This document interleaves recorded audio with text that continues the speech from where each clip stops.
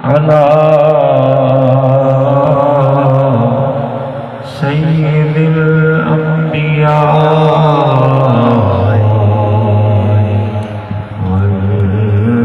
والمرسلين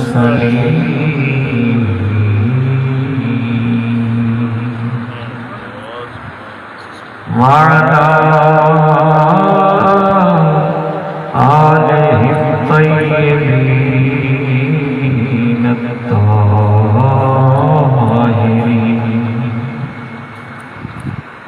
وأصحابه الكاملين الراشدين وأزواجه أمهات المؤمنين وأولياء أمته وعلماء ملته وأهل سنته أجمعين. سبحان الله.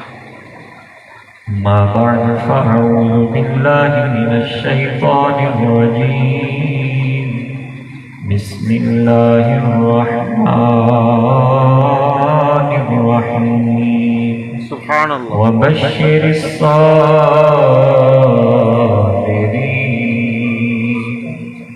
الذين إذا أصابتهم مصيبة قالوا إنا لله وإنا إليه راجعون.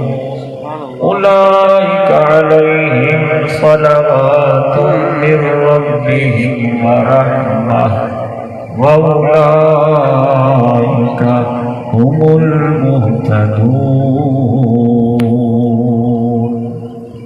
قال النبي صلى الله تعالى عليه وسلم: الحسن والحسين سيدا شباب أهل الجنة. آمنت بالله صدق الله العظيم وصدق رسوله النبي الكريم الأمين. قال الله تعالى في شان حبيبه: إن الله وملائكته يصلون على النبي يا أيها الذين آمنوا صلوا عليه وسلموا تسليما. اللهم صل على سيدنا اللهم صل على سيدنا ومولانا محمد وعلى آل سيدنا ومولانا محمد وبارك وسلم. الصلاة والسلام عليك يا سيدي يا رسول الله وعلى آلك وأصحابك يا سيدي يا حبيب الله. الہی معاف فرما جرم و خطا سرکار دا صدقہ. او مکی مدنی عربی احمد مختار دا صدقہ. طفیل ابو بکر صاحب عمر ہوشیار دا صدقہ. عثمان جامع القرآن حیدر کرار دا صدقہ. طفیل پاک بی بی سیدہ فاطمہ انوار دا صدقہ. تو پانی ناج دے کسبی محمد یار دا صدقہ. وہ ریت پر جو پڑے ہیں داشی وہ ریت پر جو پڑے ہیں لاشیں وہ جن کے خیمے جلے ہوئے ہیں، وہ ریت پر جو پڑے ہیں لاشیں وہ جن کے خیمے جلے ہوئے ہیں، وہ ریت پر جو پڑے ہیں لاشیں وہ جن کے خیمے جلے ہوئے ہیں، یہی تو ہے جو گود زہرا کی راحتوں میں پلے ہوئے ہیں، یہی تو ہے وہ جو گود زہرا، یہی تو ہے وہ جو گود زہرا کی راحتوں میں پلے ہوئے ہیں، جو تم نے قرآن ڈھونڈنا ہو تو آؤ چلتے ہیں کربلا میں، جو تم نے قرآن ڈھونڈنا ہو تو آؤ چلتے ہیں کربلا میں، انہی کے ہونٹوں پہ ہوگا قرآن، انہی کے ہونٹوں پہ ہوگا قرآن، کٹے وہ جن کے گلے ہوئے ہیں، انہی کے ہونٹوں پہ ہوگا قرآن، کٹے وہ جن کے گلے ہوئے ہیں، ارے یہی تو ہے وہ جو گود زہرا کی راحتوں میں پلے ہوئے۔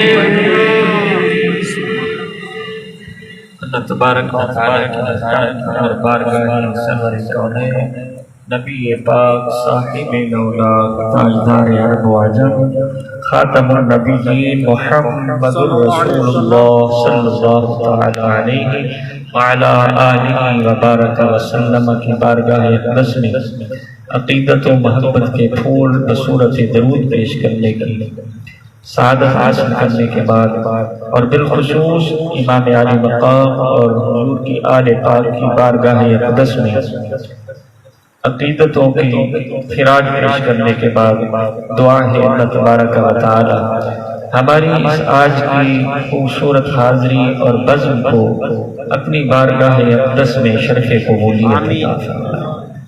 اللہ تبارک و تعالی حضور کی آل پاک کا صدقہ دلوں کو اطمینان، سکون اور دین کی محبت عطا فرمائے اور دین متین کے مطابق مالک کریم جل جلالہ وعم نوالہ عمل پیرا ہونے کی توفیق۔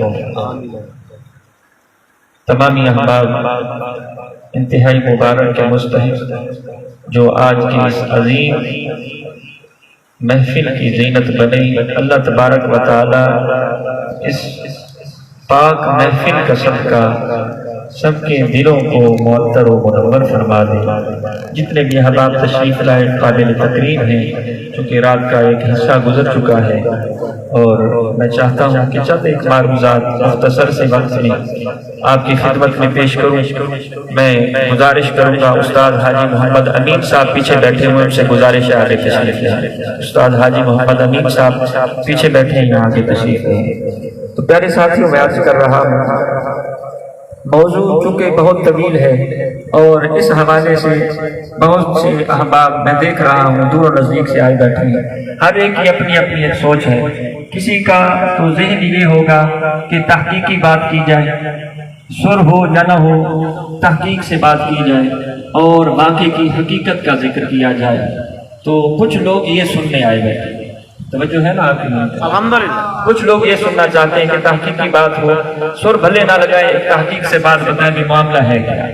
کچھ لوگ اس نیت سے آئے بیٹھے ہیں نہ ہمیں کوئی یزید سے غرض ہے نہ یزیدیوں سے غرض ہے، ایسا اپنے سونے اندر ذکر کر دیں۔ سبحان اللہ۔ کچھ کا ارادہ یہ ہے کہ فقط امام عالی مقام کا ذکر ہونا چاہیے، اور کچھ ان کی تعلیمات سننا چاہتے ہیں، کچھ ان کی جو آپ نے پیغام دیا ہے وہ سننا چاہتے ہیں۔ اب سوچ مختلف ہے، تو میں نے آغاز تو ایک حدیث پاک کے لیے جو صحیح بخاری شریف سے انتخاب کیا ہے، میرا دل چاہتا ہے کہ اسی سے آغاز کروں، لیکن پھر تھوڑا سا ڈرتا بھی ہوں کہ کہیں وقت زیادہ نہ ہو جائے اور جو احباب سننا چاہتے ہیں اس تک میں نہ پہنچ سکوں، کیونکہ پھر ہمارا یہاں کا جو ماحول ہے دور و ذکر سے احباب آئے بیٹھے محسوس نہیں کریں گے جو باہر سے احباب تشریف فرمائیں، چونکہ اہل علم ہے اور یہ ہمارا دیہات کا ماحول ہے۔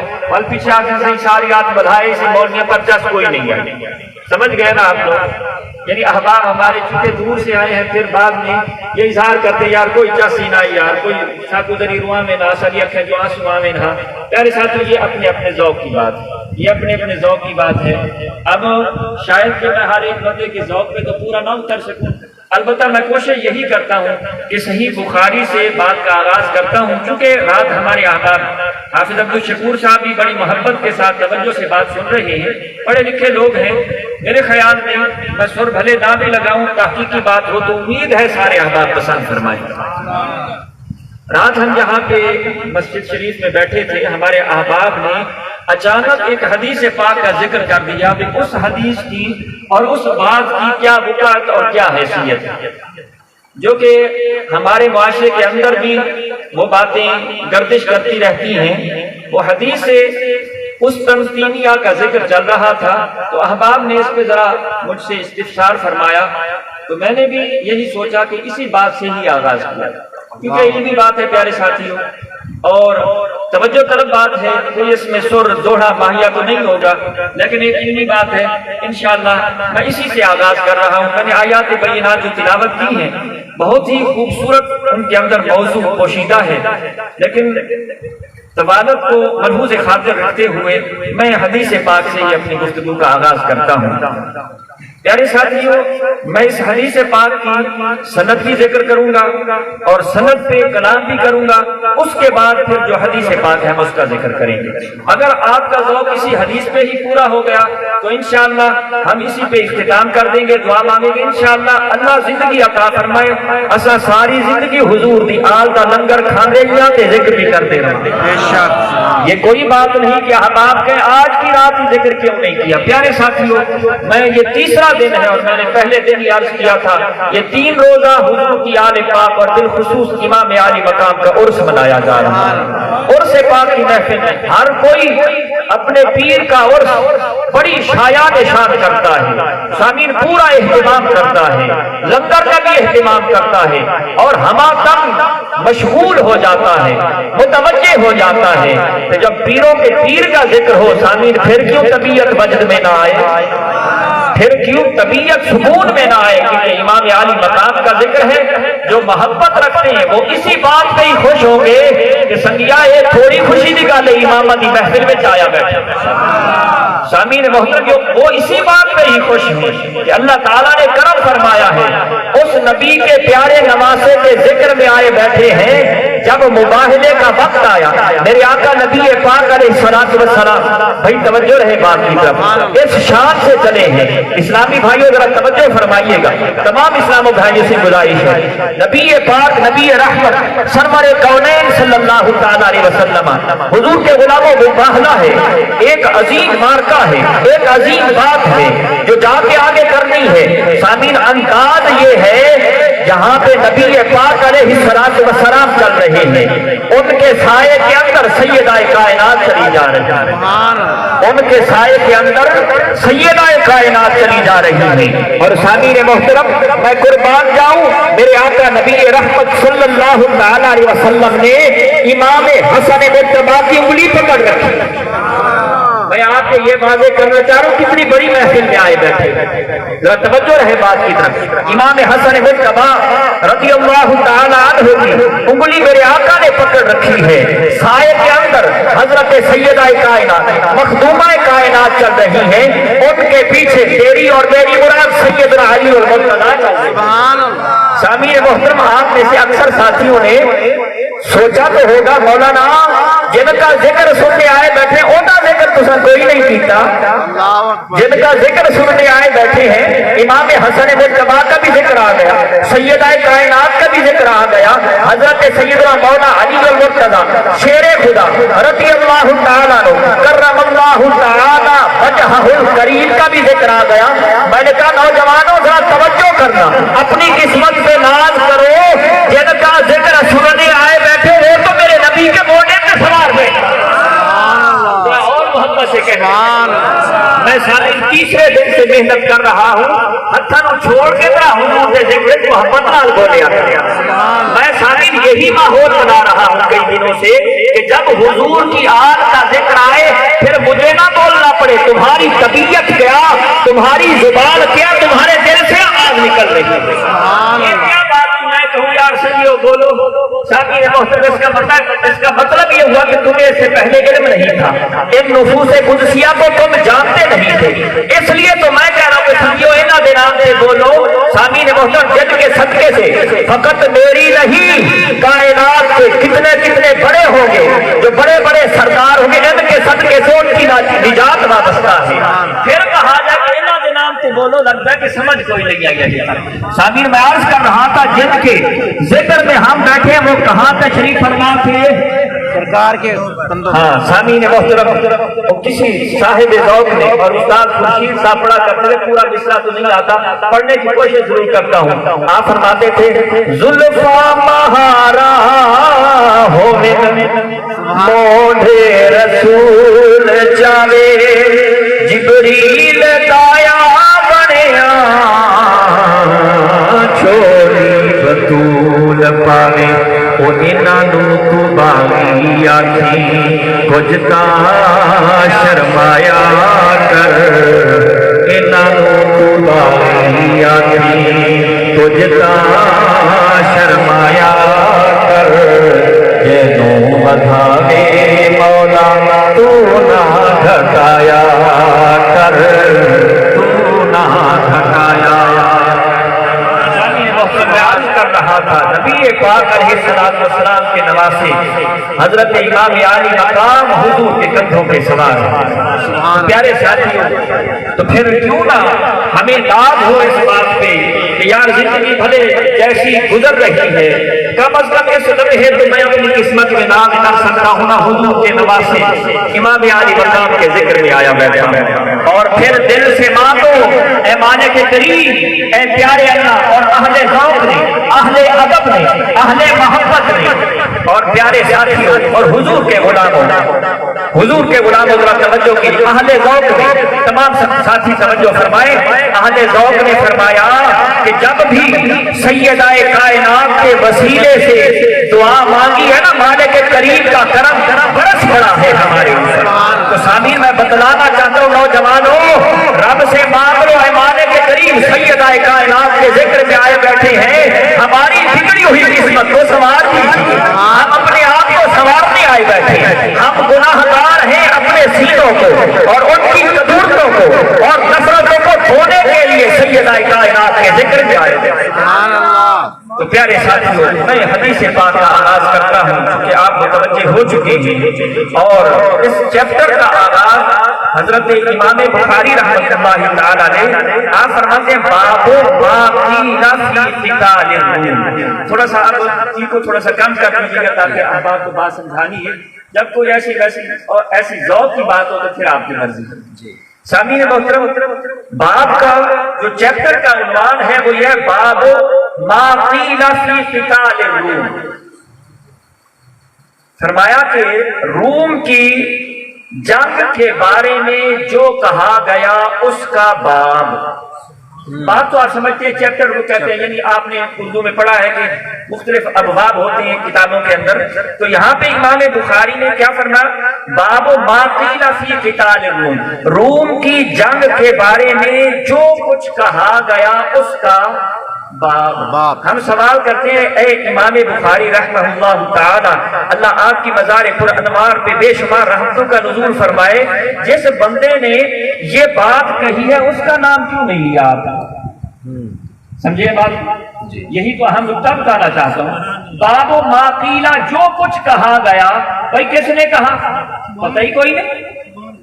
یعنی سامعین محترم، علماء حدیث نے حدیث پاک کے جو اصول و ضوابط مرتب فرمائے اس میں یہ لکھا کہ جب بات قیلا سے شروع کی جائے، یہ بھائی علمی باتیں ہیں، سو کے نہ سننا. اگر ایسا سننا ہو تو پھر ایک قصیدہ اور پڑھ دیتا ہوں، بات ختم کر دیتا. جب بات قیلا یا قالو سے شروع کی جائے تو فرمایا جب بات قیلا سے شروع ہو رہی اس کا کیا مطلب ہے؟ یعنی اس کا کہنے والا یہ مجہول صیغہ ہے. یہ کون سا صیغہ ہے؟ مجہول. فعل ماضی مجہول ہے، یعنی مجہول صیغہ ہے. اس کے کہنے والے کا پتہ نہیں ہے، اس کے کہنے والے کا پتہ نہیں ہے، یعنی ایک مجہول بات ہے. یعنی جب بات کے اندر کوئی ضعف ہو، بات کے اندر کوئی کمزوری ہو تو اس بات کو صیغہ مجہول سے شروع کیا جاتا ہے. سامعین آپ کی توجہ رہنی چاہیے، میں پھر ایک مرتبہ دہرا دیتا ہوں، چونکہ احباب نے اس حدیث پاک سے یزید کو جنتی ہونے کا سرٹیفکیٹ دیا ہے. سامعین اب ذرا لطف تو آنا چاہیے نا. باب ما قیل فی قتال الروم، جس کے کہنے والے کا ہی پتہ نہیں ہے اس سے کیسے جنتی بنا لیں گے آپ؟ امام بخاری نے چیپٹر باندھتے ہوئے بھی اس بات کا آغاز اس طرح کیا ہے کہ جو روم کی جنگ کے بارے میں کہا گیا، سرکار دسوں میں سے کتنے آنکھیں ہیں؟ سامعین اگر سمجھ آئی تو تھوڑا سا تو بولو تاکہ مجھے بھی مزہ آئے کہ بندے سمجھ رہے ہیں میری بات کو. فرمایا کہ جو کچھ کہا گیا، بھئی کیا کہا گیا، کس نے کہا، اور پھر اس کا نام کیوں نہیں لیا، آخر سبب کیا ہے؟ تو پہلے ہی بتلا دیا کہ بات میں کچھ تھوڑا سا یوں لکھنے والے لکھا ہے بات تھوڑی سی کچی تھی، اس لیے امام بخاری نے بھی باب ما قیل کہہ کے بات کو مکمل کر دیا. یعنی انہوں نے پہلے ہی بتا دیا کہ پڑھنے والا پہلے ہی سمجھ جائے گا کہ آگے بات کیا آ رہی ہے. تو پھر آگے آپ حدیث پاک اب سند پہ ذرا تھوڑی سی گفتگو. حدثنی اسحاق بن یزید الدمشقی، آپ فرماتے ہیں ہم سے اسحاق بن یزید دمشقی نے ذکر کیا. آگے پھر فرماتے حدثنا یحییٰ بن حمزہ، وہ فرماتے کہ مجھے یہ روایت ہمیں حمزہ یحییٰ بن حمزہ نے روایت کیا. وہ فرماتے حدثنی ثور بن یزید، یہ روایت ہمیں ثور بن یزید نے کی. وہ فرماتے کہ ان خالد ابن معدان، یہ روایت ہمیں خالد بن معدان سے پہنچی. وہ فرماتے ان عمیر بن الاسود العنسی، عمیر بن اسود عنسی فرماتے ہیں کہ انہو عطا، یہ روایت مجھے عمیر بن اسود عنسی سے پہنچی، اور عمیر بن اسود عنسی وہ ہیں، وہ فرماتے انہو عطا عبادہ، وہ حضرت عبادہ کی خدمت میں حاضر. یہ میں نے آپ کے سامنے حدیث کی سند آپ کے سامنے پڑھی ہے. آئیے ذرا بات کہاں سے؟ حدثنی اسحاق، حضرت امام بخاری فرماتے ہیں کہ یہ ہمیں اسحاق بن یزید نے بتایا، انہوں نے خبر دی. کیا خبر دی؟ اب سامعین محترم وہ خبر تو آگے ہے، وہ بات تو آگے ہے، لیکن امام بخاری رحمۃ اللہ تعالی علیہ اس حدیث پہ جرا کرتے ہوئے فرماتے ہیں کہ اسحاق بن یزید شامی ہے. کون ہے؟ شامی، شام کا رہنے والا. ذرا توجہ ہے، بات بڑی خوبصورت ہے. اسحاق بن یزید دمشقی، یعنی دمشق کا رہنے والا، شامی. حدثنا یحییٰ بن حمزہ، یحییٰ بن حمزہ بھی شامی. حدثنی ثور بن یزید، ثور بن یزید بھی شامی. خالد بن معدان، خالد بن معدان بھی شامی. عمیر بن اسود، عمیر بن اسود بھی شامی. یہ سارے شامی اکٹھے ہو کے فرماتے ہیں کہ انہوں نے روایت جو کی ہے وہ حضرت عبادہ بن ثابت سے کی ہے. پوری بخاری شریف کے اندر آپ فرماتے ہیں کہ حضرت امام بخاری نے اس حدیث کی جو سند لکھی ہے، جو سند بیان ہوئی ہے، پوری بخاری شریف کے اندر اس ایک کے علاوہ کوئی بھی نہیں ہے. اللہ اکبر.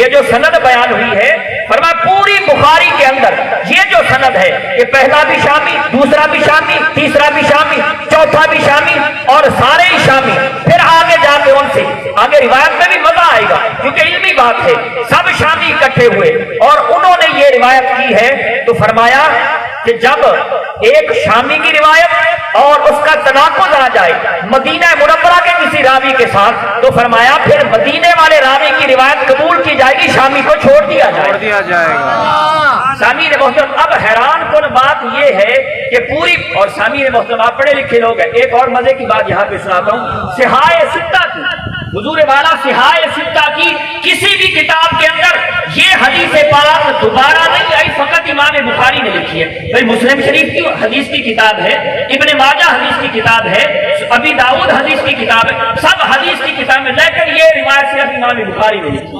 تعجب نہیں ہوا آپ کو؟ اللہ تعجب تو ہونا چاہیے کہ فقط امام بخاری رحمۃ اللہ تعالی علیہ اس روایت کو لیا ہے۔ اب وہ فرماتے ہیں، اب سننا ذرا بات کو توجہ سے، فرمایا انہ اتی عبادہ بن الصامت، آپ وہ تشریف لائے حضرت عبادہ بن صامت کے پاس، وہو نازل فی ساحل حمص، جبکہ حضرت عبادہ بن صامت رضی اللہ تعالیٰ عنہ ان دنوں میں حمص کے ساحل پہ تشریف فرما تھے، آئے وہو بناء لہ، اور وہ ان کا چونکہ وہاں پہ مکان تھا، گھر تھا، آپ وہاں پہ تشریف فرما تھے، ومعہ ام حرام، اور ان کے ساتھ ان کی زوجہ محترمہ ام حرام بھی تشریف فرما تھی۔ اب قال عمیر، اب حدیث آگے سے عمیر کہتے ہیں فحدثتنا ام حرام، ان سے فحدثت بیان کیا ام حرام نے ہم سے، بھئی حضرت عبادہ بن صامت کے پاس آیا کون؟ عمیر بن اسود انسی آیا، کن کے پاس؟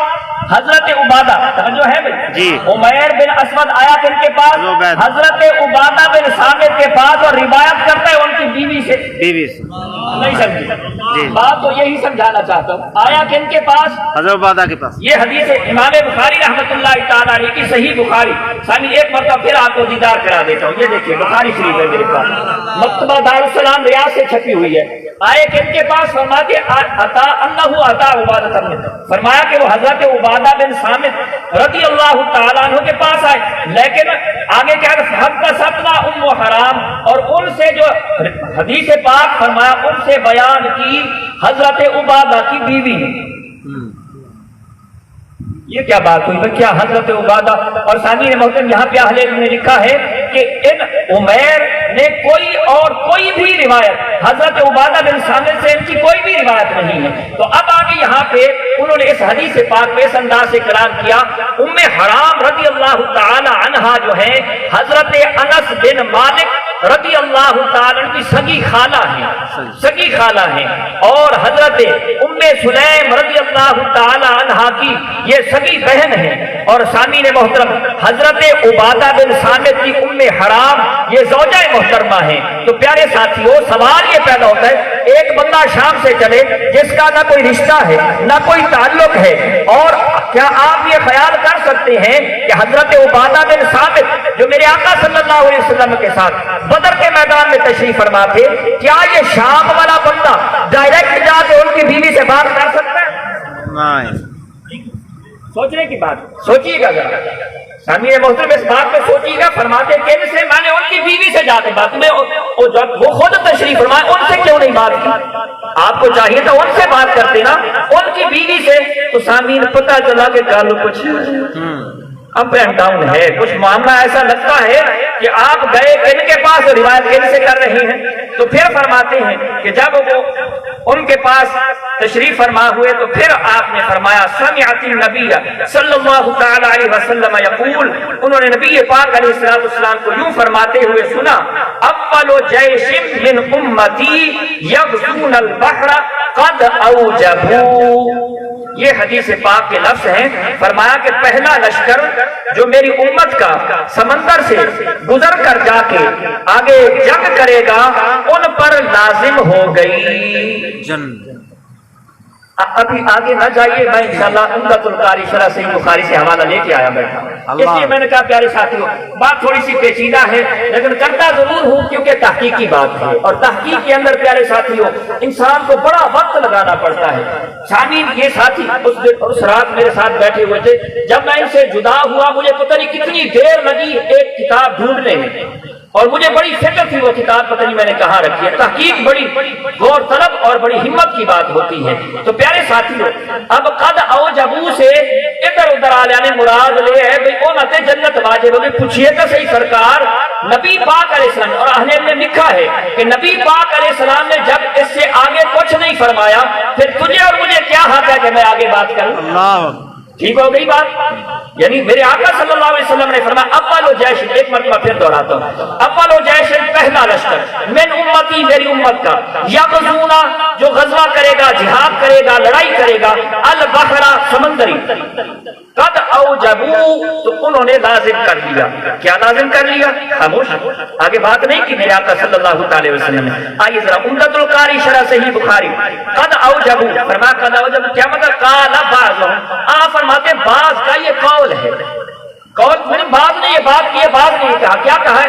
اے واجبت لہم الجنہ، فرمایا یعنی ان کے لیے جنت لازم ہو گئی۔ یہ بعض کا قول ہے، یہ بعض کا قول ہے، لیکن آپ فرماتے سنیے گا سامعین محترم اپنی طرف سے آپ قلت ھذا الکلام، حضرت امام بدر الدین عینی رحمۃ اللہ تعالی علیہ آپ فرماتے قل تو میں کہتا ہوں، میں نے کہا ھذا الکلام لا یقتضی ھذا المعنی، یہ کلام اس معنی کا اقتضا نہیں کرتا، اس سے یہ معنی مراد، بولو ذرا اس سے یہ معنی سامعین آپ دلچسپی لے رہے ہیں کیونکہ ہمارے ہی ماحول کے اندر لوگ کہتے ہیں جو وہ یزید اس میں شامل تھا، قسطنطنیہ کے اندر جو معاملہ ہوا اس میں یزید شامل تھا۔ آئیے میں اس کی سند بھی پڑھ چکا ہوں آپ کے سامنے، اب آگے بات کر رہا ہوں جس سے لوگ کہتے ہیں کہ اس میں جنت واجب ہو گئی۔ بھائی عمدۃ القاری امام بخاری رحمۃ اللہ تعالی کی حدیث پاک پہ شرح لکھنے والے فرماتے ہیں اب آپ سے پوچھا گیا بھائی اس کا معنی کیا ہے؟ فرماتے وَإِنَّمَا مَعْنَاهُ أَوْجَبُوا اسْتِحْقَاقَ الْجَنَّةِ، فرمایا ان پہ جنت لازم نہیں ہوئی بلکہ استحقاق جنت لازم ہوا ہے۔ یعنی ایسا ہے کہ وہ جنت کا استحقاق انہیں ملا ہے، جنت لازم نہیں ہو گئی۔ لیکن سامعین محترم اسی سے متصل عمدۃ القاری شرح بخاری کے اندر جو جملہ آگے آ رہا ہے وقال الکرمانی، امام کرمانی رحمۃ اللہ تعالی علیہ فرماتے ہیں قولہ ان کا یہ کہنا اوجبو یعنی آقا صلی اللہ تعالی علیہ وسلم کا فرمان جو اوجبو ہے، فرما اے محبتا لانفسہم، فرما اس سے محبت کا پہلو نکل رہا ہے کہ ان کی ذاتوں کے لیے لوگوں کی محبت لازم ہوگی، جنت لازم کوئی نہیں۔ فرمایا ان کی ذات کے لیے لوگوں کی محبت کا پہلو، پیار کا پہلو اجاگر ہو گیا وگرنہ جنت لازم نہیں ہوئی۔ سامعین محترم اسی طرح یہ حدیث پاک پھر کچھ حصہ اس کا آگے چلتا ہے۔ حضرت ام حرام رضی اللہ عنہ جیسے نبی پاک علیہ السلام نے یہ فرمایا نا کہ قد اوجبو ان پر لازم ہو گئی، اس کی وضاحت میں نے کر دی۔ قالت ام حرام، حضرت ام حرام فرماتی ہے میں نے عرض کیا قلت عرض کی یا رسول اللہ صلی اللہ تعالی علیہ وسلم انا فیہم، آیا کہ ان میں ہوں؟ اللہ میں انشاءاللہ اسی حدیث کی بات ختم کر دوں گا، مجھے پتہ چل گیا۔ آپ عرض کرتی ہیں انا فیہم، آیا کہ میں ان میں ہوں؟ سامعین محترم اہل علم نے یہاں پہ نکتہ کشائی فرمائی، فرماتے ہیں او بے عقلو تمہیں ایسے یزید تو سمجھ آ گیا، میرے آقا کا علم غیب کوئی نہیں سمجھ آیا؟ لکھا انہوں نے باقاعدہ لکھا، فرمایا اس بات سے۔ اور سامعین محترم ایک اور جملہ کہتا ہوں، اب میں نے یہاں تک حدیث باقاعدہ پڑھی ہے، کہیں پہ یزید کا نام آیا، کہیں پہ قسطنطنیہ کا نام آیا، پھر کیسے کہتے ہیں قسطنطنیہ کا نام تھا، یہ تھا وہ تھا؟ تو توجہ کیجئے پیارے ساتھیو، آپ بھی علم میں ذرا اضافہ کیجئے۔ تو فرض کی یا رسول انا فیہم، اے آقا ان میں میں ہوں۔ نبی پاک علیہ الصلوۃ والسلام نے ارشاد فرمایا انت فیہم، تو ان میں موجود ہے۔ اللہ سبحان اللہ، یہ کون موجود ہیں؟ کون تشریف فرما؟ حضرت ام حرام رضی اللہ تعالی عنہا، آپ ان میں تشریف فرما ہیں۔ پیارے ساتھیو آپ بھی علم میں ذرا اضافہ کیجئے۔ تو فرض کی یا رسول انا فیہم، اے آقا ان میں میں ہوں۔ نبی پاک پاک अलैहिस्सलाम ने इरशाद फरमाया अंत फीहिम, तू उनमें मौजूद है। अल्लाह सुभान अल्लाह। ये कौन मौजूद है, कौन तशरीफ फरमा? हजरत उम्मे हराम रज़ी अल्लाह ताला अन्हा, आप उनमें तशरीफ फरमा है। सुम्मा क़ाल नबी सल्लल्लाहु अलैहि वसल्लम, फिर मेरे आका सल्लल्लाहु अलैहि वसल्लम ने इरशाद फरमाया अव्वलु जैश मिन उम्मती यग़ज़ूना मदीनता कैसर मग़फ़ूरुन लहुम, फरमाया पहला लश्कर जो मेरी उम्मत का मदीना कैसर, कैसर के शहर पर जाके हमला करेगा, मग़फ़ूरुन लहुम, वो बख्शा हुआ, उनकी बख्शिश कर दी गई है, उनकी बख्शिश कर दी गई है। कहीं से कोई यजीद की खबर मिली? सामीन मोहतरम, जो इतना वावेला किया जाता है भाई उस हदीस के अंदर, और सामीन मोहतरम आप भी जरा रिसर्च करके देख लीजिए, यही हदीस पाक पेश की जाएगी। और सामीन मोहतरम, इस हदीस पाक के ज़िमन के अंदर फिर तवील रिवायात हैं। फरमाया कि वो जो पहला हमला, और ये भी बताया एक तो हिम्स की बात हुई, क्योंकि उस वक्त कैसर रूम जो था हिम्स में था, और उसके मुतालिक मेरे आका सल्लल्लाहु अलैहि वसल्लम ने फरमाया जो पहला लश्कर उस पे जाके हमला करेगा वो हिम्स है, वो हिम्स है, जिसे आमतौर पे कुछ और भी नाम लोग कह लेते हैं, लेकिन वो हिम्स है। और सामीन हुजूर उनके बारे में, और वो कितने हमले हो चुके हैं, बाद में लिखा कि यजीद के हमले तक 16 हमले पहले हो चुके, और वो मेरे आका सल्लल्लाहु अलैहि वसल्लम ने जो निशानदेही फरमाई, सैयदना हजरत सैयदना उस्मान गनी रज़ी अल्लाह ताला अन्हु जो अमीरुल मोमिनीन थे, उनके दौर में भी वहां पे हमला हुआ। और इसी तरह फरमाया कि यजीद के हमला करने से पहले ही वो फतह हो चुका था, तुम कैसे उसे उसमें दाखिल कर लगे? अल्लाह। और सामीन मोहतरम, फिर मैं उम्दतुल कारी आपको फिर एक मरतबा पेश करता हूँ, जिसमें आपने फिर तफसील बयान की। मैंने कुछ बातें दरमियान में से यहाँ नहीं लिखी, आले इल्म तशरीफ फरमाए मुतालिया करेंगे तो ऐसे बददियाती ना समझे कि हजरत ने दरमियान से बात नहीं की थी, मैंने वक्त की कमी को मलहूज़ खातिर रखते हो आगे कुल, तो फिर आप अपना नुक्ता नजर पेश करते हैं। उम्दतुल कारी इमाम बदरुद्दीन आइनी रहमतुल्लाह तआला फरमाते अल अज़हर, फरमाया जाहिर तरीन जेड़ी गल इवें बगैर वेखिया समझ आ रही है। अल्लाह फरमाते जो सबसे जाहिर, यानी जिस एंगल से भी, जिस जाविये से भी तहकीक करके देख लो, आप फरमाते जो सबसे जाहिर तरीन बात है वो क्या है? फरमाया अन्ना हाउलाई सादात मिन सहाबा कानू मा सुफियान हादा वलम यकूनू मा यजीद इब्न मुआविया, मा यजीद इब्न मुआविया। फरमाते हैं कि इससे पहले फिर जिक्र है हजरत अब्दुल्ला इब्ने जुबैर का, हजरत अब्दुल्ला इब्ने अब्बास का गालिबन, इसी तरह हजरत सैयदना अय्यूब अंसारी का, और चंद एक और सहाबा किराम भी हैं। फरमाते हैं कि वो भी उसमें तशरीफ फरमाते हैं, लेकिन आप कहते हैं कि जाहिर तरीन रिवायत ये है कि सहाबा किराम ये जो थे ये यजीद के साथ नहीं थे, मा सुफियान बिन औफ, ये सुफियान बिन औफ जब तशरीफ लेके गए थे लश्कर के कमांडर बनकर, ये उनके साथ थे। उनसे पूछा गया कि ये क्यों नहीं थे, उनसे फिर आप फरमाते लिअन्नहु लम यकुन अहलन, इसलिए कि यजीद इस बात की अहलियत ही नहीं रखता कि हुजूर के अजीज सहाबा उसके झंडे के तले खड़े। अल्लाह अकबर, अल्लाह अकबर। या रसूलुल्लाह सल्लल्लाहु अलैहि वसल्लम, या अली रज़ी अल्लाह ताला अन्हु, या गौस आज़म दस्तगीर, फरमाया लिअन्नहु लम यकुन अहलन, सामीन मोहतरम कोई खयानत नहीं कर रहा, जो बात किताबों के अंदर पढ़ के आपके सामने पेश कर रहा। फरमाया लिअन्नहु, इसलिए क्यों नहीं वो तशरीफ फरमाते उनके दरमियान, फरमाया लम यकुन अहलन, फरमाया वो इस बात का अहल ही नहीं है अन यकून हाउलाई सादात फी खिदमत ही, कि सैयदना अबू अय्यूब अंसारी जैसे इतने अजीम सहाबी सरदारों में से होकर इस बंदे की खिदमत में खड़े हो, ये हो ही नहीं सकता। बेशक बेशक। सामीन मोहतरम गल बन गई है, हुण संगियो आइए जरा अपने ज़ौक़ वाले पासे। हजरत सैयदना अबू अय्यूब अंसारी जिनके झंडे के तले नहीं खड़े हो सकते, हजरत सैयदना अब्दुल्ला इब्ने जुबैर जिनके झंडे के तले खड़े नहीं हो सकते, हजरत सैयदना अब्दुल्ला इब्ने अब्बास जिनके झंडे के तले नहीं खड़े हो सकते, फिर मुझे बताओ जिनकी शान ये है, मैं जरा कहना चाहता हूँ हुसैन तेरी मिसाल कोई नहीं, ये जग दीवाना हुसैन गाए, हुसैन तेरी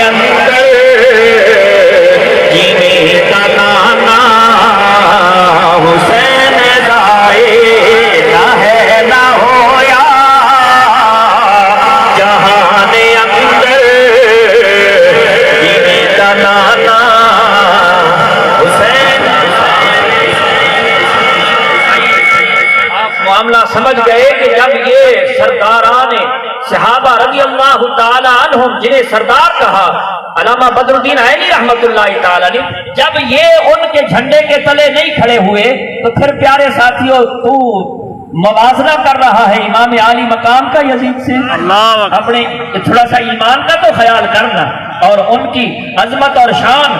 پھر معاملہ سامعین محترم، اب میرے موضوع کا دوسرا حصہ شروع ہو رہا ہے۔ اللہ اکبر۔ سامعین محترم، چونکہ اہل ذوق احباب تو بڑی محبت سے اور ماشاءاللہ میں دیکھ رہا ہوں کہ بڑی نگاہ کرم فرما رہے ہیں، اللہ کرے ان کی نگاہ کرم پڑے اور ساڈا بیڑا پار ہو جائے۔ لیکن سامعین محترم پھر بھی میں عرض یہ کرنا چاہتا ہوں کہ یہاں سے مختصراً میرے خیال میں تھوڑا سا میدان کربلا کی طرف چلتے ہیں، ماشاءاللہ۔ کیونکہ میرے سامنے پھر وہی جمعے والی جو میں نے کہا تھا نا، میں پہلا جملہ بھی نہیں پڑھ سکا، پھر وہی پیج میرے ہاتھ میں۔ لیکن ایک بات یاد رکھیے گا، میں پڑھ کیوں نہیں سکتا؟ ویسے تو رب کریم کرم فرمائے اور وہ مالک کریم ہے، علیم بذات الصدور ہے، میرا دل یہ کہتا ہے میں نے جو پہلا جملہ لکھا، کیونکہ تاریخ کی کتابیں تھی، بات شروع ہو رہی ہے پہلا من یزید، پھر پڑھ بھی نہیں سکتا، اسی لیے تو جب بھی بات آتی ہے تو جمعۃ المبارک میں بھی یہی معاملہ تھا۔ اب پھر میرا دل ہوا ہے کہ کچھ باتیں، کیونکہ یہاں پہ تحقیقی باتیں میں نے اس دن بھی عرض کیا تھا، علامہ ابن اسیر جزری، علامہ ابن کثیر دمشقی اور علامہ ابن جریر طبری جنہوں نے اپنی تاریخ کی کتابوں میں جو لکھا ان میں سے نبذہ نچوڑ میں نے یہاں پہ جمع کیا ہے۔ پھر پڑھنے کی بات آئی تو پھر دل نے کہا یار مختصراً احباب کو میدان کربلا لے چلتے ہیں، انشاءاللہ مالک کریم زندگی عطا فرمائے، علم و عمل میں برکتیں عطا فرمائے، تو انشاءاللہ یہ تحقیق کہیں ہم سے دور نہیں ہے، آپ کی نگاہ کرم رہی تو اسی طرح انشاءاللہ لنگر حسینی پیش کرتے رہیں گے آپ انشاءاللہ۔ سامعین محترم، امام عالی مقام علیہ السلام جس وقت پیغام ملا، آپ نے مدینہ منورہ چھوڑا۔ کس انداز سے چھوڑا؟ رات کا وہ وقت ہے اور آپ نبی پاک علیہ السلام کے روضہ انور پہ حاضر ہیں۔ سبحان اللہ۔ سامعین محترم، جب آپ حاضری کے لیے جانا چاہتے تھے، حضرت سیدہ زینب پاک صلاۃ اللہ وسلام اللہ علیہا، آپ نے ارشاد فرمایا کہ کیا ارادہ اور کیا پروگرام ہے؟ ارشاد ہوا میں حضور کے روضہ انور پہ سلام کرنے کے لیے جانا سبحان چاہتا ہوں۔ اللہ۔ فرمایا آپ کے علم میں ہے بابا سیدنا علی المرتضیٰ شیر خدا رضی اللہ تعالیٰ عنہ نے فرمایا تھا کہ میری صاحبزادی لخت جگر حضرت سیدہ زینب جب بھی آپ سے اجازت مانگے نا، انہوں نے جانا ہو میرے صاحبزادے حضرت امام عالی مقام کے پاس، تو یقیناً حق آپ کا ہی ہے، چونکہ آپ شوہر ہیں، لیکن یہ بات یاد رکھنا میری صاحبزادی کو کبھی روکنا نہ، کیونکہ اپنے بھائی کے ساتھ وہ کھڑا ہونا چاہتی ہے۔ سبحان اللہ۔ آپ نے عرض کی آپ مجھے بھی ساتھ لے جائے۔ حضرت امام عالی مقام حضرت سیدہ زینب پاک رضی اللہ تعالی عنہا صلاۃ اللہ وسلام اللہ علیہ کو لے کر حضور کے روضے پہ پہنچے۔ تو سامعین محترم، آپ وہ منظر ذرا ذہنوں میں لائیے، حضرت امام عالی مقام حضور سے کتنا پیار کرتے تھے۔ حضرت سیدہ کائنات رضی اللہ تعالیٰ عنہ فرماتی ہیں جب میرے صاحبزاد نبی پاک علیہ الصلوۃ والسلام سرور کونین علیہ الصلوۃ والسلام کا وصال پاک ہوتا ہے، امام عالی مقام امام حسنین کریمین دھاڑے مار کے رو رہے تھے۔ اللہ اکبر۔ اس وقت دھاڑے مار کے رو رہے تھے۔ یہ ہے ان کی پیار کی بات۔ اور جب امام عالی مقام کی زندگی میں سرکار دو جہاں اپنے وصال ظاہری سے پہلے تشریف فرما تھے، حضور کی بھی یہی کیفیت ہے، جب امام عالی مقام گریہ فرمائیں، ان کی آنکھوں میں آنسو آ جائیں تو میرے پاک نبی سے بھی برداشت نہیں ہو سکتا۔ سبحان اللہ۔ سبحان اللہ۔ سرکار دو جہاں صلی اللہ تعالی علیہ وسلم کے روضہ انور پہ جب آپ نے جا کے حاضری دی، سامعین محترم وہ باتیں، وہ بچپن کا پیار کتنا یاد آیا ہوگا، اور دل میں خیال بھی آیا ہوگا کہ اے روضہ مصطفیٰ، اے گنبد خضرا کی ٹھنڈی ٹھنڈی چھاؤں اور سب اور سنہری سنہری جالیاں اور ان کے گرد بیٹھے ہوئے کبوتروں کتنے خوش نصیب ہو۔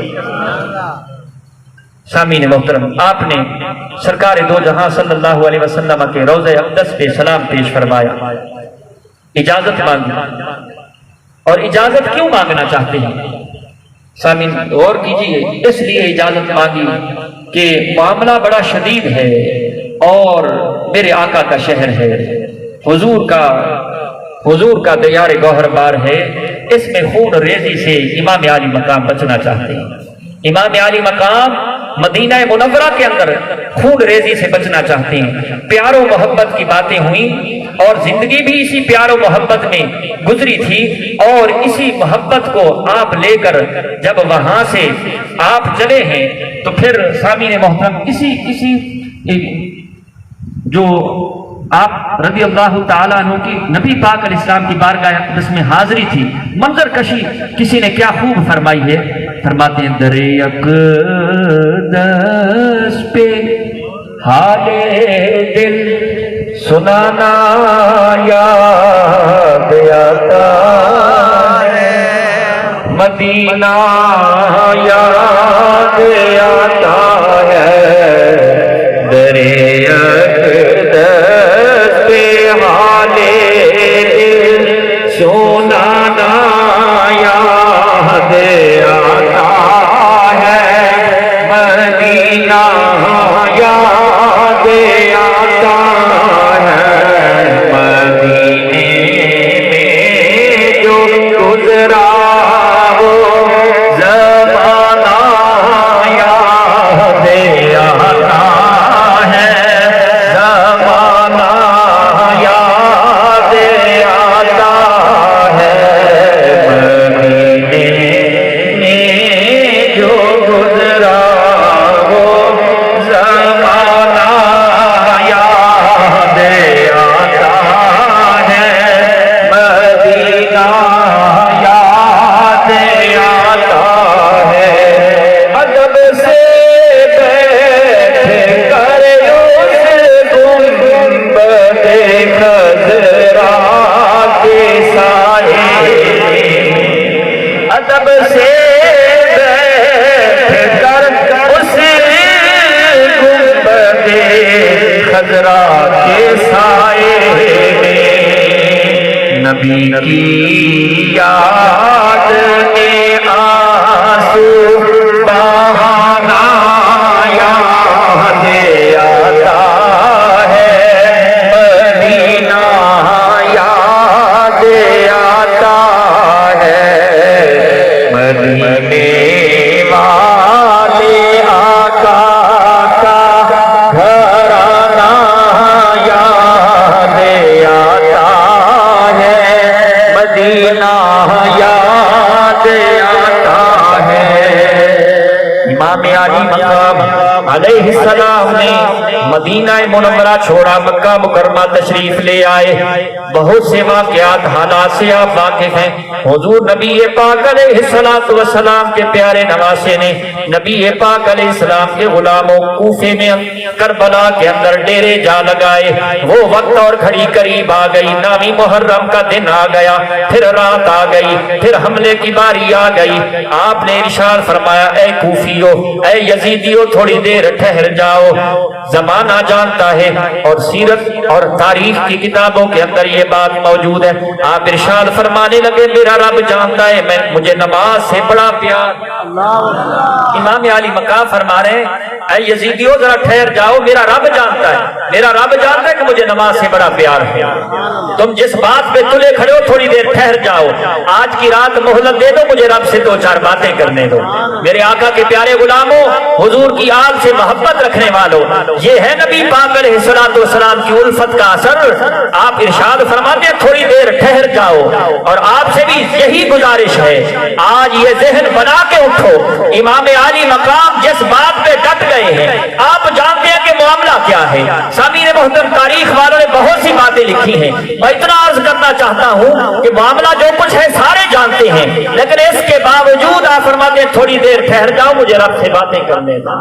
میں اپنے رب کی عبادت کرنا چاہتا ہوں، میں تلاوت قرآن مجید کرنا چاہتا ہوں. سامعین محترم، رات گزر رہی ہے، حضور کی آل کربلا کے اندر قرآن پاک کی تلاوت کر رہی ہے. میرے آقا کی آل حضرت امام زین العابدین، حضرت سیدنا علی اکبر، حضرت سیدنا علی اصغر، حضرت عون، حضرت محمد، حضرت سیدنا قاسم، حضرت سیدہ زینب، حضرت سیدہ سکینہ پاک رضی اللہ تعالی عنہ اس شان کے ساتھ کربلا کے اندر تشریف فرما ہے. رات کا آخری پہر آیا ہے.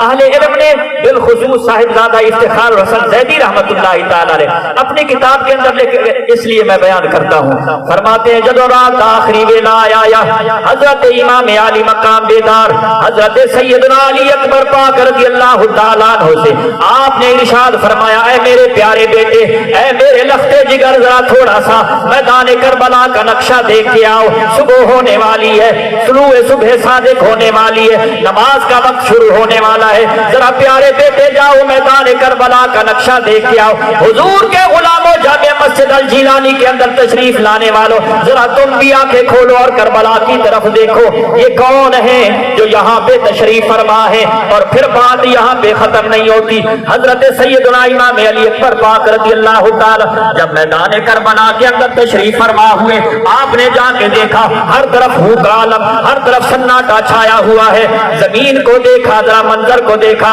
امام زید حضرت زیدی رحمت اللہ تعالی علیہ آپ فرماتے ہیں اچانک آپ کیا دیکھتے ہیں؟ کربلا کا میدان ہے، ایک برقع پوش خاتون ہے اور کربلا کے میدان کو صاف کر رہی ہے۔ حضرت امام سیدنا علی اکبر کا دل پاک بھر آیا اور آگے ہو کے پوچھا، ماں جان بتاؤ تو صحیح آپ کون ہو؟ سامعین محترم ذرا غور فرماؤ، آپ پوچھیں گے مولانا دلیل کیا ہے؟ رات کی اس گھڑی کے اندر جو مائی میدان کربلا کو آگے صاف کر رہی ہے، حضرت دلیل کیا ہے؟ میں کہتا ہوں یار دلیل یہ ہے، جس دن کربلا کا میدان سجا، آپ کیا جانے سامعین محترم میں بتانا چاہتا ہوں، ہمیں کربلا کے پیغام کا کیا پتا، ان نفوس قدسیہ کا کیا پتا؟ حضرت ام سلمہ پاک حدیث پاک میں آتا ہے، فرمایا کہ جب وہ معاملہ ہوا، حضرت ام سلمہ پاک فرماتی ہے میں نے خواب کے اندر دیکھا میرے آقا صلی اللہ علیہ وسلم تشریف لے آئے، حضور جب آئے تو میں نے دیکھا میرے آقا صلی اللہ علیہ وسلم کی زلفیں ابر آلود ہیں، آپ کی زلفیں گرد و غبار ہیں۔ میں نے عرض کیا یا رسول اللہ، نبی پاک علیہ الصلوۃ والسلام کی چشمان اقدس آنسوؤں سے تر ہیں، حضور کی آنکھوں میں آنسو آئے۔ میں نے عرض کی یا رسول اللہ صلی اللہ علیہ وسلم، آخر یہ آنکھوں میں آنسو کیسے آ گئے؟ میرے آقا فرماتے ہیں شہید تو قتل الحسین آنفا، حضور فرمانے لگے میں حضرت امام علی مقام کی شہادت سے سامعین محترم پتا چلا ہمارے آقا بھی کربلا کے اندر تشریف فرما ہے۔ میں یہی بتانا، آپ سوال کر سکتے ہیں مولانا آپ کو کیسے پتا چلا؟ حضور شہید تو قتل الحسین آنفا، میں امام علی مقام کی شہادت میں اسی سے حاضر ہو رہا ہوں، میں اسی سے آ رہا ہوں۔ تو سامعین جب حضور تشریف لا سکتے ہیں تو لخت جگر بھی تو آ سکتی ہے۔ سید الورا کی صاحبزادی ہیں، حضرت سیدنا علی اکبر واپس تشریف لائے، امام علی مقام نے پوچھا بیٹا کیا منظر تھا؟ عرض کرنے لگے ابا جی سارا منظر خوبصورت تھا، لیکن میں یہ دیکھ کے حیران رہ گیا، ایک برقع پوش خاتون ہے میدان کربلا کو صاف کر رہی ہے۔ ذرا تھوڑا سا ذوق سے کہہ دو سبحان اللہ۔ فرمایا کہ میدان کربلا کو اپنے دامن سے، اپنی چادر سے، چادر تطہیر سے صاف کر رہی ہے۔ فرمایا پھر پوچھا نہیں کہ وہ خاتون کون ہے؟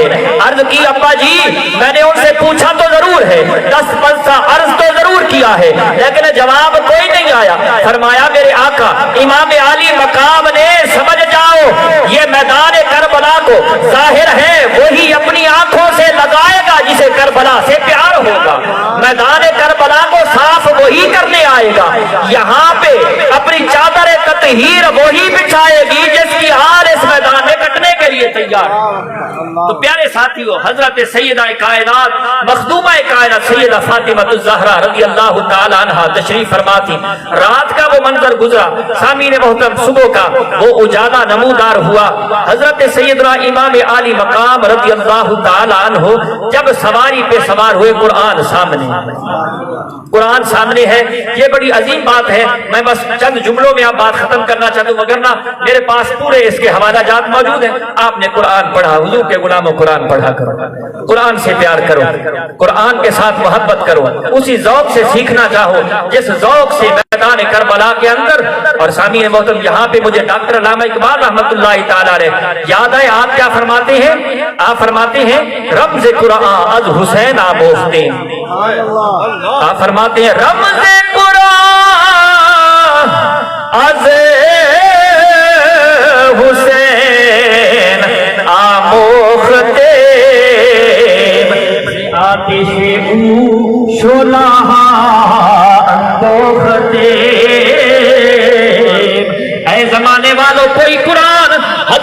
قاری صاحب سے پڑھ کے خوش ہو رہا ہوگا, کسی نے حضرت صوفی بابا عبدالعزیز رحمت اللہ علیہ سے سیکھا ہوگا, کوئی کسی سے سیکھ کے ناز کر رہا ہوگا, لیکن فرمایا ڈاکٹر علامہ اقبال نے رمز قرآن, ہمیں قرآن کا نچوڑ امام علی مقام کی بارگاہ سے حاصل. سبحان اللہ. فرمایا رمز قرآن, قرآن کی جو اصل ہے, قرآن کا جو نچوڑ ہے امام علی مقام کی. سامعین محترم, اگر کسی کے اندر جرأت ہے, تھوڑا سا جرأت کرے, آپ یہ کہیں نا کہ ڈاکٹر علامہ اقبال کا زمانہ کون سا اور حضرت امام علی مقام کس وقت تشریف لائے, یہ کتنا بڑا غیب ہے. پھر بھی ڈاکٹر علامہ اقبال نے ہم نے قرآن امام علی مقام کی دہلیز سے سیکھا. سبحان اللہ. کسی کو اعتراض ہے؟ نہیں. سامعین محترم, تو پتا چلا کہ حضور کی آل آج بھی خیرات عطا فرما رہی ہے. جھولی تو ہونی چاہیے, بے شک. جھولی تو ہونی چاہیے نا جس میں خیرات ملے. جھولی کوئی پھیلا کے بیٹھا ہو تو اسے خیرات مل گئی اور بتا رہا ہے کہ لوگوں مجھے یہ قرآن کے اسرار و رموز حضور کی آل پاک کی بارگاہ سے ملے ہیں. اور سامعین محترم, آخر کے اندر اتنا عرض کرتا ہوں, پھر جب اکثر کی شہادتیں ہو چکی, اور بات یہ ہے حضرت امام حسین پاک رضی اللہ تعالیٰ عنہ جب حضرت اون گئے ہوں گے تو خیموں سے کھڑے ہو کے دیکھا تو ہوگا, بے شک. بے شک. حضرت امام علی مقام نے دیکھا تو ہوگا. حضور کے غلام ذرا غور فرماؤ, پھر آپ ان کا جسم عطر اٹھا کے تو لائے ہوں گے. سامعین محترم, چند دن پہلے یہاں ایک فوج کی ہوئی تھی جن کا ایکسیڈنٹ ہوا تھا. جب ہم ان کی فاتحہ خوانی کے لیے نا, بندے کا سر نہیں اٹھ رہا تھا, یعنی جس کی بیوی بھی فوت ہوئی تھی, ان کا بیٹا بھی نوچک کے اندر, اس بندے کو میں نے دیکھا اس کا سر نہیں اوپر اٹھ رہا تھا. ذرا تھوڑا سا میری طرف توجہ کرنا, جس بھی کیفیت میں, سر جھکا کے یا سر اٹھا کے, جیسے بھی بیٹھے ہو توجہ میری طرف رکھنا. حضرت اون شہید ہوئے, کون اٹھا کے لائے ہیں؟ حضرت محمد کا وصال ہوا, کون اٹھا کے لائے ہیں؟ حضرت ابراہیم کا وصال ہوا, کون اٹھا کے لائے ہیں؟ حضرت سید عباس علمدار جب گئے پانی لینے کے لیے, مجھے بتاؤ تو صحیح کون ہے وہ, کون ہے؟ اور کسی نے کہا تھا یہ دل یقین حسین ہے, نبی کا نور ہے. بے شک. فرمایا یہ دل یقین جس کا اتنا جگرا ہے, جس کی اتنی ہمت ہے. سامعین محترم, حضرت سیدنا عباس علمدار کے بازو کٹ گئے. سامعین, ایک بازو کٹا تو جھنڈا نیچے نہیں آیا. حضور کے غلاموں ذرا غور فرماؤ, امام علی مقام بھی تو کھڑے ہو کے منظر دیکھ رہے ہوں. حضرت سیدہ زینب پاک نے بھی تو دیکھا ہوگا کہ وہ بھی کہتے ہیں کہ ہم کلمہ پڑھنے والے ہیں, اور یہ وہی ہیں جن کے بارے میں حضرت سیدنا علی اکبر جب سامنے گئے نا یزیدیوں کے, آپ نے فرمایا تمہارا کیا خیال ہے؟ فرمایا جس نبی کی آل پہ درود پڑھ کے, سمجھو نبی میرے جملوں پہ, بات ختم کرنے والا, جس نبی کی آل پہ تم درود پڑھ کے اپنی نمازیں آگے بھیجتے ہو, نبی کی آل تو وہ بیٹھی ہے. بے شک. بے شک. حضور کے غلاموں ہے توجہ تمہاری. فرمایا جس نبی کی آل پہ تم لوگ درود پڑھ کے اپنی نمازوں کو آگے ٹرانسفر کرتے ہو, وہ حضور کی آل وہ تشریف فرمایا جس میں تم نے پانی بند کر رکھا ہے, جن کو تم تکلیفیں دے رہے ہو. سامعین محترم, میں عرض کر رہا تھا, اور جب وہ وقت آیا حضرت سیدنا علی اکبر, حضرت سیدنا قاسم بھی گئے, حضرت سیدنا امام حسن کے بیٹے ہیں. حضرت سیدہ زینب نے بھی تو یہ منظر دیکھا ہوگا. اللہ اکبر. حضرت سیدہ زینب نے بھی تو یہ منظر اپنی آنکھوں سے, سامعین مجھے بتاؤ تو اسے کیسے برداشت کیا ہوگا. اور حضرت سیدہ زینب کے بیٹے حضرت اول و محمد جب تشریف لے گئے ہیں تو سامعین محترم, کیا وہ کربلا کے ان خیموں کے اندر جن پہ اللہ کے نبی کی آل تشریف فرما ہے, کیا اس وقت کیا منظر ہوگا؟ اور حضرت امام علی مقام کی 56 سال عمر ہے, آپ ان کے بھی اجسام طاہرہ اٹھا کے لائے, اور پھر کیا بات ہے, پھر حضرت جب آپ واپس تشریف لائے حضرت علی اکبر تیار ہیں. سامعین محترم, حضرت امام علی مقام کی نگاہ اپنے بیٹے کی طرف اٹھی, حضرت سیدنا علی اکبر کی نگاہ اپنے والد کریم علیہ السلام کی طرف اٹھی. تو باپ نے کہا بیٹا میں آپ کی اٹھتی ہوئی جوانی اور اس جسم کو کربلا کے میدان کے اندر لٹتا نہیں دیکھ سکتا. تو بیٹے نے جواب دیا ابا حضور آپ کا بڑھاپا بھی اس کیفیت میں میں بھی برداشت نہیں کر سکتا کہ میرے ابا حضور میرے سامنے شہید ہو جائے اور بیٹا بیٹھا رہے, میں بھی یہ بات برداشت نہیں کر سکتا. تو حضور کے غلاموں, پھر آپ نے فرمایا پھر اجازت لے لو اپنی پھوپھی جان سے تو پوچھ لو جا کے. حضرت سیدہ زینب پاک کے قدم پکڑو, آپ سے بھی اجازت لے لو. سامعین اجازت لے رہے ہیں. پھر میرا دل کہتا ہے جب چلتے چلتے آپ نے حضرت علی اصغر کے پاس آئے ہو, हुजूर के गुलामों, जब आपने हजरत अली असगर के पास खड़े होंगे तो मेरा दिल कहते आ रहे थे खड़ी रहमतुल्लाह ताला ने इसी मंजर को देख के कहा होगा, लहे ओ यार हवाले रब दे ते लंबी पई जुदाई हसद नहीं दे मुबारक हो सी जिस दिन फिर मिलांगे। आपने दीदार तो किया होगा उनका। और सामी जब मैदान करबला के अंदर जाके खड़े हैं और किसी साहिब ज़ौक़ ने फिर यूं कहा था कि देखे अकबर हुसैन कहने लगे, देखे अकबर हुसैन कहने लगे, नाना तेरी तस्वीर तुझ पे वारी है, दिन बदल के कुरान जारी है, जारी है, दिन बदल के कुरान जारी। और मेरे घर में चिराग जलते हैं, जिस जिसके घर में चिराग जला मोहब्बत से बोले, मेरे घर में लोगों, मेरे घर में चिराग जलते हैं, क्योंकि आना जाना मेरे हुसैन का है, आना जाना मेरे हुसैन का। और जिनकी खातिर ये कायनात बनी, लोगों जिनकी खातिर ये कायनात बनी, बस वो नाना मेरे हुसैन का है, बस वो नाना मेरे हुसैन का है, बस वो नाना। हजरत अपनी हाजिरी पेश फरमाई और हजरत इमाम आली मकाम और हजरत सैयदा ज़ैनब पाक पे जो कैफियत गुजरी होगी, थोड़ा सा ईमान वालों सोचा करो। मेरे पास अब वो लफ्ज नहीं कि मैं आपके सामने आज कर, थोड़ा सा कभी लम्हात जब मिले तन्हाई के बैठ के सोचा करो, हजरत अली अकबर का जब वहां पे शहादत हुई होगी, इमाम आली मकाम कैसे चले होंगे उनके जिस्म को उठाने के, आप उनके जिस्म को किस अंदाज से उठा के लाए हैं। तो प्यारे साथी, करबला का पैगाम ये है, हुजूर के गुलामों दीन से प्यार करो। और इमाम आली मकाम जिस महाज पे खड़े हुए वो क्या था, क्योंकि दीन की बुनियादी तालीमात को मसख किया जा रहा था। अब इस पे भी बड़ी लंबी चौड़ी गुफ्तगू है, क्योंकि मैं आपका काफी वक्त ले चुका हूँ, आपने पूरा साथ दिया है। पैगाम चूंकि मैं यही देना चाहता हूँ आखिर के अंदर कि आपने, क्योंकि वो खिलाफत का जो निजाम था वो बदल रहा था, दीन की बुनियादी तालीमात मसख की जा रही थी, उसका चेहरा बदल जाता अगर मामला यूं ही रहता।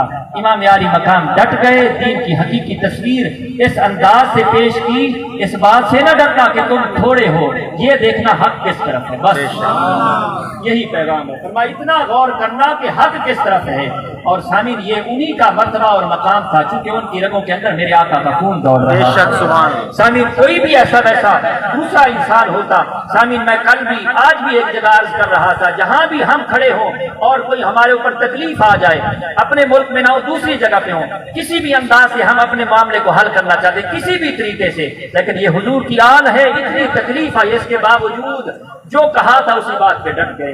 अल्लाह तबारक व तआला बंदा नाचीज़ के ये कलिमात कबूल फरमाए, कमी कोताही मालिक करीम मुआफ़ फरमाए, आपके ज़ौक़ में जो कमी रह गई वो भी मालिक करीम मुझे पूरी करने की तौफीक अता फरमाए।